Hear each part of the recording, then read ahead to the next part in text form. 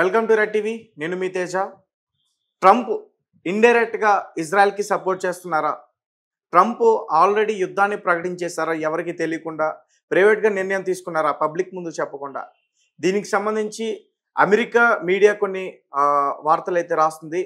అలాగే మరీ ముఖ్యంగా ఇజ్రాయెల్కి సంబంధించి ఎవరైతే ప్రెసిడెంట్ ఉన్నారో ఆయన కూడా నెతన్యాహు, ట్రంప్ వచ్చినా రాకపోయినా, అమెరికా మాకు సహకరించినా లేకపోయినా మేమైతే ఖచ్చితంగా ఇరాన్ పైన అటాక్ చేస్తాం, ఇంకా కొనసాగిస్తామంటూ కూడా చెప్తున్నారు. అయితే ఇప్పుడు పూర్తిగా అమెరికాకి సంబంధించి ఆ సైనికులు కావచ్చు, ఆ యుద్ధ బలగాలు కావచ్చు, అవన్నీ కూడా ఇరాన్ బోర్డర్ చుట్టూ కూడా మోహరించే అనే ఒక వార్త అయితే ఇప్పుడు తాజాగా వెలుగులోకి రావడం జరిగింది. సో దీనికి సంబంధించి పూర్తి విషయాలన్నీ కూడా మనం తెలుసుకునే ప్రయత్నం చేద్దాం. మనతో పాటు ప్రస్తుతం జూమ్ కాల్లో సీనియర్ జర్నలిస్ట్ దాము బాలాజీ గారు ఉన్నారు. ఆయనతో మాట్లాడదాం. సార్ నమస్తే సార్. సో ట్రంప్ ఒక కీలక నిర్ణయం తీసుకున్నారు ప్రైవేట్గా. సో ఖచ్చితంగా ఇరాన్ పైన అటాక్ చేయబోతున్నారు. ఇజ్రాయెల్తో చేసినా లేకపోతే అమెరికా చేసినా ఇందులో ఎటువంటి సందేహం కూడా ఉండదు అంటూ కూడా చెప్తున్నారు. అండ్ దీనికి సంబంధించి అసలు పూర్తి సమాచారం ఏంటంటే కలిసి అటాక్ చేయబోతున్నారా, లేకపోతే ట్రంప్ ఒక నిర్ణయం తీసుకుని ఈ అటాక్ నుంచి వస్తున్నారా? ఆల్రెడీ ఇజ్రాయెల్ యుద్ధంలోనే ఉంది ఇరాన్ మీద. ఇప్పుడు 9వ రోజు, ఈ రోజు 13వ తేదీ స్టార్ట్ చేసింది. దానికి ప్రతిగా ఇరాన్ కూడా ఇజ్రాయెల్ మీద అటాక్ చేసింది. ఇది అందరికి తెలిసిన విషయమే. ఇప్పుడు ఏంటంటే ఇప్పుడు వస్తున్న సంచలనమైన వార్త ఏంటంటే ట్రంప్ అండ్ గ్రీన్ సిగ్నల్ ఇచ్చేశాడు ప్రైవేట్గా. సో అమెరికా బలగాలన్నీ కూడా ఇరాన్ చుట్టూ మోహరిస్తున్నాయి. సో అమెరికా కూడా ఇరాన్ మీద దాడి చేయబోతుంది. అంటే కలిసి ఆల్రెడీ ఇజ్రాయెల్ చేస్తుంది, ఇప్పుడు అమెరికా కూడా చేస్తుంది. ఎందుకంటే అమెరికా అవసరం లేకుండా ఇజ్రాయెల్ ఒకటే ఇరాన్ని దెబ్బకొట్టే పరిస్థితి లేదు. ఎందుకు లేదంటే వాళ్ళ దగ్గర బంకర్ బస్టర్ బాంబు అనేది ఇజ్రాయెల్ దగ్గర లేదు. ఎందుకంటే వీళ్ళ ఫార్దో అనే ఒక న్యూక్లియర్ సైట్ ని కొట్టాలంటే అది అమెరికా దగ్గర మాత్రమే ఉంది. అది నేను ఆల్రెడీ చెప్పాను, GBU-57 అని ఆ బంకర్ బస్టర్ బాంబు అమెరికా దగ్గర మాత్రమే ఉంది. సో ఈ నేపథ్యంలో అమెరికా కూడా రంగంలోకి దిగబోతుంది. సో యుద్ధం ఎలా ఉండబోతుంది, దీన్ని ఇరాన్ ఎలా ఎదుర్కోబోతుంది, ప్రపంచం దీన్ని ఎలా చూడబోతుంది, ప్రపంచానికి ఏ రకమైన నష్టం జరగబోతుంది, ఈ విషయాలు మనం మాట్లాడుకుందాం. ముందుగా నేను ఒక చిన్న బ్రీఫ్ హిస్టరీ చెప్తాను. అదేంటంటే మనకి మిడిల్ ఈస్ట్ లేదా వెస్ట్ ఏషియా అంటారు ఏరియాని. ఇందులో మిలిటరీ పరంగా చూసుకున్నప్పుడు 2 అతిపెద్ద దేశాలు ఉన్నాయి. ఒకటి ఇజ్రాయెల్, ఒకటి ఇరాను. ఈ 2 కూడా పైకైతే న్యూక్లియర్ స్టేట్స్ కావు, కానీ ఇజ్రాయెల్ దగ్గర ఎప్పటి నుంచో న్యూక్లియర్ వెపన్స్ ఉన్నాయని చెప్తున్నారు. అయితే ఇజ్రాయెల్ దీన్ని ఒప్పుకోదు, అట్లని డిక్లైన్ కూడా చేయదు. అంటే లేదని చెప్పదు, ఉందని చెప్పదు అనమాట. కాకపోతే ఇజ్రాయెల్కి ఇరాన్కి తేడా ఏంటంటే ఇరాన్ న్యూక్లియర్ నాన్ ప్రొలిఫరేషన్ ట్రీటీలో ఒప్పందం చేసి సంతకం చేసింది. నేను న్యూక్లియర్ వెపన్స్ తయారు చేయనని సంతకం చేసింది. అట్లాగే ఇంటర్నేషనల్ మానిటరింగ్ కూడా ఇరాన్ ఒప్పుకునింది. అంటే నా దేశంలో ఎవరైనా వచ్చి పరీక్షించుకోవచ్చు, ముఖ్యంగా ఇంటర్నేషనల్ ఆటమిక్ ఎనర్జీ ఏజెన్సీ వచ్చి నా దేశంలో పరీక్షించుకోవచ్చు అని ఇరాన్ ఒప్పుకునింది. లాస్ట్ ఇయర్ 15 సార్లు ఈ ఇంటర్నేషనల్ ఆటమిక్ ఎనర్జీ ఏజెన్సీ ఇరాన్లో పోయి టెస్ట్ చేసి కూడా వచ్చిందన్నమాట. కానీ ఇజ్రాయెల్ అది ఒప్పుకోలేదు. నా దేశంలో టెస్ట్ చేయడానికి నేను ఒప్పుకోనని చెప్తుంది. అంటే ఇజ్రాయెల్ ఏమో దేనికి ఒప్పుకోదు, కానీ ఇజ్రాయెల్ని ఎవడు మాట్లాడదు. ఇరాన్ అన్నిటికీ ఒప్పుకొని ఏమీ లేకపోయినా కూడా ఇరాన్ దగ్గర ఉన్నాయని అటాక్ చేస్తున్నారు. ఇది జరుగుతున్నది. ఇది ఇరాన్ వైపు నుంచి చూసినప్పుడు 2015లో Iran America, UK, Germany, Russia, China, ఫ్రాన్స్లతో ఒక ఒప్పందం చేసుకునింది.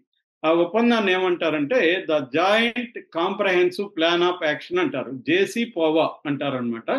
ఈ ఒప్పందంలో ప్రధానమైన, అప్పటికే ఇరాన్ మీద ఆర్థిక ఆంక్షలు ఉన్నాయి. 2009 నుంచి ఆర్థిక ఆంక్షలు ఉంటే ఇరాన్ ఈ ఒప్పందం చేసుకుంది. ఈ ఒప్పందంలో ప్రధానంగా ఏంటంటే ఒకటి, యురేనియం నిల్వల్ని 3.67% మాత్రమే 15 ఏళ్ల పాటు అంతే ఉండాలి, ఇంకా అంతకంటే పెరగకూడదు.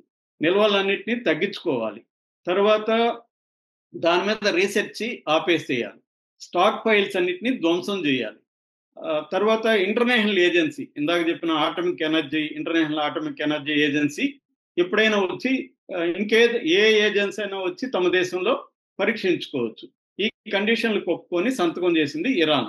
దానికి బదులుగా ఆంక్షలు ఎత్తేసారనమాట ఇరాన్ మీద. ఎప్పుడు ఇది 2015లో జరిగింది. ఇది దాని తర్వాత యునైటెడ్ నేషన్స్ సెక్యూరిటీ కౌన్సిల్ కూడా దీన్ని 2231 అనే తీర్మానంతో ఈ ఒప్పందాన్ని అంగీకరించింది. సో ఇది ఇంటర్నేషనల్ గా అంగీకారం కుదిరిన ఒప్పందం. కానీ ట్రంప్ ఏం చేశాడు 2018లో దాని నుంచి బయటకు వచ్చేసాడు.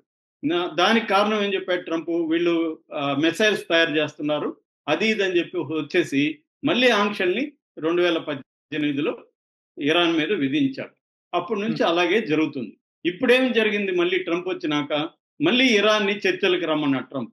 సరేని ఇరాన్ తరపున Iran foreign affairs minister Abbas Araghchi, ఆయన పేరు అబ్బాస్ అరాగ్చి, స్టీవ్ విట్కాఫ్ అని అమెరికా నుంచి ప్రతినిధి అనమాట. వీళ్ళిద్దరి మధ్య ఖతార్లో 5 సార్లు చర్చలు జరిగాయి వరుసగా. 6వసారి చర్చలు ఎప్పుడుందంటే జూన్ 15న 6వసారి చర్చలు ఉంది. ఈ నేపథ్యంలో సడన్ గా ఇజ్రాయెల్ జూన్ 13న ఇరాన్ మీద ఆపరేషన్ రైజింగ్ లయన్ పేరుతో అటాక్ చేసేసింది. ఇది ఇరాన్ షాక్ అయింది. ఇదేంట్రా, నేను 5 సార్లు చర్చలకు పోయినాను, 6వసారి కూడా పెట్టుకున్నాం, ఇంక 2 రోజుల్లో ఉంది, ఇప్పుడు వీడు అటాక్ చేస్తాడని వాళ్ళు ఊహించలేదు, ఏమారున్నారు. దాంతో ఇజ్రాయెల్ ఏం చేసింది, వరుసగా భయంకరమైన నష్టాన్ని ఇరాన్కి కలిగించింది. వాళ్ళ ఆటమిక్ సైంటిస్ట్ ఒక 10 మందిని చంపేసింది. వాళ్ళ టాప్ మిలిటరీ కమాండర్స్, 2 రకాల ఆర్మీ ఉంటుంది ఇరాన్లో, ఒకటి కన్వెన్షనల్ ఆర్మీ, ఒకటి IRGC Islamic revolutionary guard corps. ఈ 2 రకాల ఆర్మీకి సంబంధించి 20 మంది కమాండర్స్ చంపేసింది. తర్వాత ఇంటెలిజెన్స్ అధికారుల్ని ఒక 10 మంది పైన చంపేసింది. తర్వాత నతాంజ్, ఇస్ఫహాన్, ఆరక్, ఫార్దో వీటి ఈ న్యూక్లియర్ సైట్ల మీద అటాక్ చేసింది. ఆయిల్ రిగ్స్ మీద అటాక్ చేసింది. జనావాసాల మీద అటాక్ చేసింది. ఇదంతా కూడా 12 నుంచి 18 గంటల్లో విపరీతంగా కొట్టగలిగింది ఏది ఇజ్రాయెల్. దానికి ఎప్పటి నుంచో ప్రిపేర్ కూడా అవుతుంది. ఆ దేశంలో బాంబుల్ని వాటిని డ్రోన్లని ముందు నుంచే అక్కడ పెట్టుకుంటూ వచ్చింది. మొసాద్ ఏజెంట్లు పనిచేస్తారు. ఇవన్నీ జరిగింది. దాని తర్వాత ఇరాన్ కోలుకొని ఇరాన్ కూడా ఒక ఆపరేషన్ ట్రూ ప్రామిస్ ఫేజ్ 3 పేరుతో ఇరాన్ అటాక్ చేయడం మొదలుపెట్టింది. ఇప్పుడు ఒక రకంగా 2 దేశాలకు కూడా నష్టం జరుగుతూ ఉంది. ఇటు ఇజ్రాయెల్కి జరుగుతుంది, ఇరాన్కి జరుగుతుంది. ఈ నేపథ్యంలో ఇప్పుడు అమెరికా రంగంలోకి దిగితే ఏం జరగబోతుంది, అసలు అమెరికా ఎలా రంగంలోకి దిగిపోతుంది అనేది ఇప్పుడు మనం మాట్లాడుకుంటే, ఎందుకంటే అమెరికా అవసరం ఇజ్రాయెల్కి ఎందుకు ఉందంటే ఇరాన్ ఈ స్థాయిలో అటాక్ చేస్తుందని ఇజ్రాయెల్ కూడా ఊహించలేదు. ఇరాన్ దగ్గర పాత 79కి ముందున్న విమానాలు, యుద్ధ ఎయిర్ క్రాఫ్ట్లే ఉన్నాయి, వాళ్ళు మనల్ని దెబ్బతీయలేరు, మన దగ్గర బ్రహ్మాండమైన రక్షణ వ్యవస్థ డిఫెన్స్ సిస్టమ్స్ 3 ఉన్నాయి, ఆరో 3, తర్వాత David sling and iron dome, ఈ 3 ఉన్నాయి. ఇవి కాకుండా థాడ్, పెంటగాన్ అని అమెరికా ఉన్నాయి, ఇటు జోర్డాన్ ఉంది. కాబట్టి ఇరాన్ కొట్టలేదు అనుకున్నారు. కానీ ఇరాన్ ఈ డిఫెన్స్ సిస్టమ్లన్నింటినీ బ్రేక్ చేసి వాటి 90% సక్సెస్ రేట్ ఉంటే దాన్ని 65%కి తగ్గించేసి ఇరాన్ అటాక్ చేయగలిగింది. దాదాపు 400 రకాల మిసైల్స్, రాకెట్స్, సూపర్సోనిక్ మిసైల్స్, తర్వాత ఇంకా రకరకాలుగా దాన్ని అటాక్ చేసి దెబ్బ అయితే తీసింది.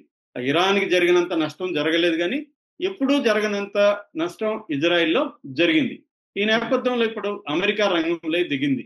అమెరికా ఏం చేస్తుందంటే ఆల్రెడీ ఈ మిడిల్ ఈస్ట్ ప్రాంతాల్లో మొత్తం 19 దేశాల్లో దాదాపు 50,000 బలగాల్ని అమెరికా మోహరించి ఉందన్నమాట. ఫర్ ఎగ్జాంపుల్ వీళ్ళు ఎలా మోహరించి ఉన్నారంటే, ఒకటి నావెల్ అసెట్స్ అంటారు, అంటే సముద్ర మార్గంలో రెడ్ సీలో, పసిఫిక్ గల్ఫ్ లో, తర్వాత గల్ఫ్ ఆఫ్ ఒమెన్ లో వీళ్ళ ఎయిర్ క్రాఫ్ట్ క్యారియర్స్ ని, తర్వాత డిస్ట్రాయర్స్ ని, సబ్మెరైన్స్ ని సముద్రాల్లో మోహరించి పెట్టున్నారు. అట్లాగే ఎయిర్ అసెట్స్ అంటారు, fighter jets, F-16, F-22, F-35 ఇలాంటి ఫైటర్ జెట్స్ ని కూడా రంగంలోకి దించేసింది. రీఫీలింగ్, స్కైలోనే ఫీలింగ్ చేసుకోవచ్చు అనమాట. అలాంటి ఫీలింగ్ ట్యాంకర్స్ ఉంటాయి, ఎయిర్ ట్యాంకర్స్, వాటిని కూడా యూరోప్ నుంచి మిడిల్ ఈస్ట్ లోకి తీసుకొస్తూ ఉంది, ఇంకా వస్తుంది అనమాట. ఇది అందుకనే 2 వారాలు టైం అడిగింది. తర్వాత బాంబర్స్ ఉంటాయి. ఈ బాంబర్స్ లో ప్రధానమైంది నిన్న చెప్పుకున్నాం GBU-57. GBU అంటే ఇదేంటంటే GBU అనేది బంకర్ బస్టర్ బాంబు. దీన్ని MOP అంటారు, మ్యాసివ్ ఆర్డినెన్స్ పెనిట్రేషన్. అంటే దాదాపు 200 అడుగులు భూమిలోకి అది వెళ్ళగలదు, డ్రిల్ చేసుకుంటా వెళ్ళగలదు. దీన్ని B2 అనే ఒక బాంబర్ క్యారీ చేసుకొని వెళ్తుంది అనమాట. ఈ B2 అనేది రెండు జీబీయూని గైడెడ్ బాంబ్ యూనిట్ అంటారు, జీబీయూని. రెండింటిని ఒకటి తీసుకెళ్లగలదు. అలాంటిది డియో గార్సియాలో 6 పెట్టారనమాట. ఏది B3లు 6 ఉన్నాయి. 6x2 12 బంకర్ బాంబుల్ని అది తీసుకెళ్లగలదు ఇరాన్ మీద. దేనైనా కొట్టేయగలదు, ఎంత లోతులో ఉన్నా కొట్టేయగలదు అనమాట. అంటే దాని స్పెషాలిటీ ఏంటంటే ఒక బాంబు వేస్తారు, అది 200 అడుగులు వెళ్తుంది, మళ్ళీ అదే హోల్లో రెండో బాంబు వేయగలరు. అదేం చేస్తుంది, దీన్ని మొదటి బాంబుని పుష్ చేసి ఇది కిందికి వెళ్తారు.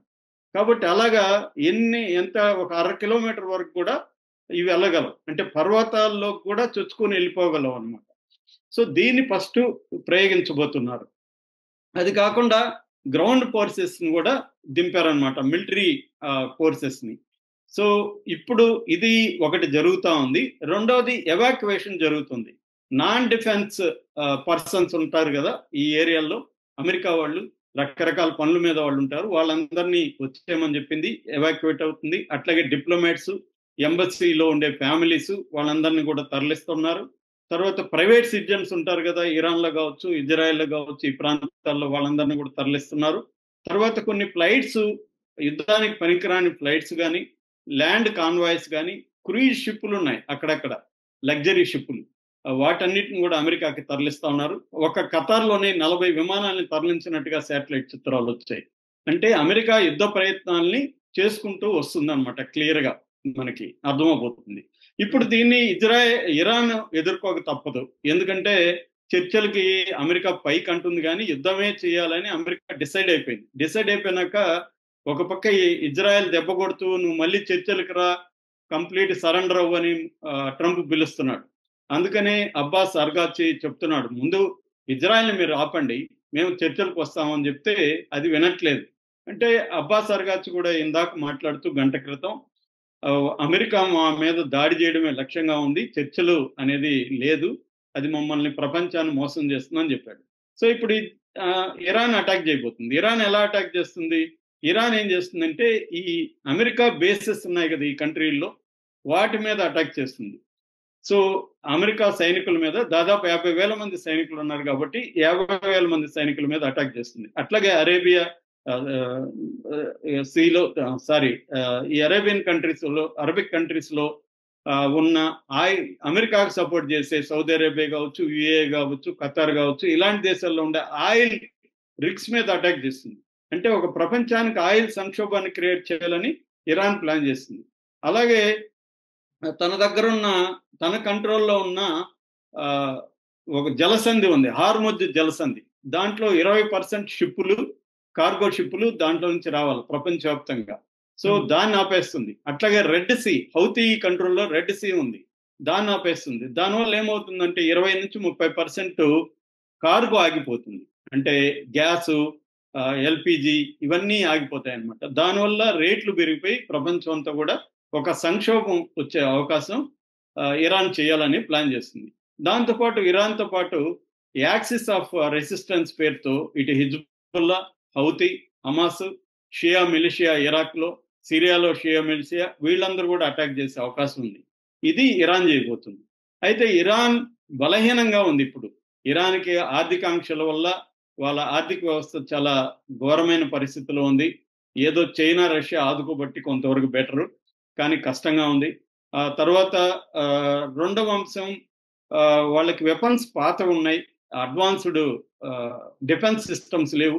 మన దగ్గర S-400 మనకి తెలుసు, మన డిఫెన్స్ సిస్టమ్ ఉంటే ఇరాన్ దగ్గర S-300 ఉంది, దానికంటే పాతది, రష్యా దగ్గర కొనుక్కున్నది. దాంతో ఏం ఫైట్, మనమే సరిగ్గా చేయలేకపోయినాం అని చెప్తుంటే అదేం చేయగలుగుతుంది? అంత పాత ఉన్నాయి, మిగతావంతా వాళ్ళు ఓన్ గా తయారు చేసుకున్న పాత డిఫెన్స్ సిస్టమ్ ఉన్నాయి. అది ఆల్రెడీ ఇజ్రాయెల్ కొట్టేసింది చాలా వాటిని. అందువల్ల డిఫెన్స్ సిస్టమ్స్ కానీ, అటాకింగ్ సిస్టమ్స్ కానీ, ఎలక్ట్రానిక్ వార్ఫేర్ కానీ, ఏఐ బేస్డ్ వార్ఫేర్ సిస్టమ్స్ కానీ ఇరాన్ దగ్గర లేవు.